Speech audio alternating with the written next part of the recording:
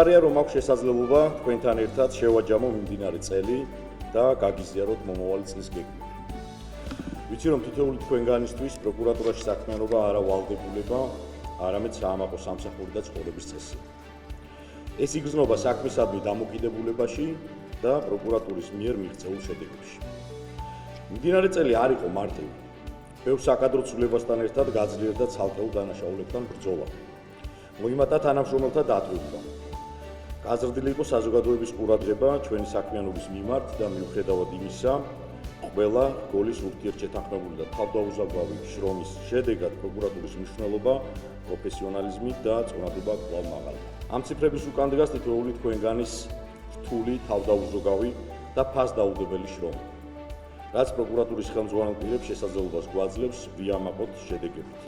ამასთან გავალდებულებს, რომ წლის ბოლოს წამახალისებელი და სამადლობელი დაჯილდოების ტრადიცია გავაგრძელოთ. ხოლო მომავალ წელს ვიზრუნოთ საქმიანობის ხელშემწყობი გარემოს გაუმჯობესებაზე და უკეთეს შედეგებს. წელს ვაკის რაიონული პროკურატურა გახდა წლის საუკეთესო პროკურატურა, რისთვისაც გენერალურმა პროკურორმა გადმოგცა ჯილდო. პირველ რიგში მინდა დიდი მადლობა გადაუხადო ყველა თანამშრომელს გაწეული შრომისთვის და უსურო წარმატებებმა. ასევე ყველა პროკურატურის თანამშრომელს უსურო წარმატებებს და ბევრ გამარჯვებას.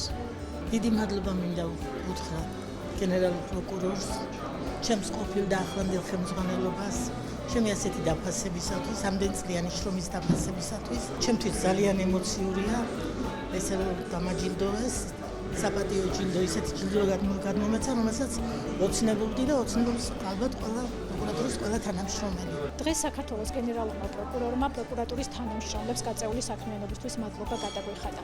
გადმომეცა მადლობის სიგელი, მინდა გენერალური პროკურატურის ხელმძღვანელობას მადლობა გადავუხადო და საქართველოს პროკურატურის თითოეულ თანამშრომელს ნაყოფიერი და წარმატებული საქმიანობა ვუსურვო.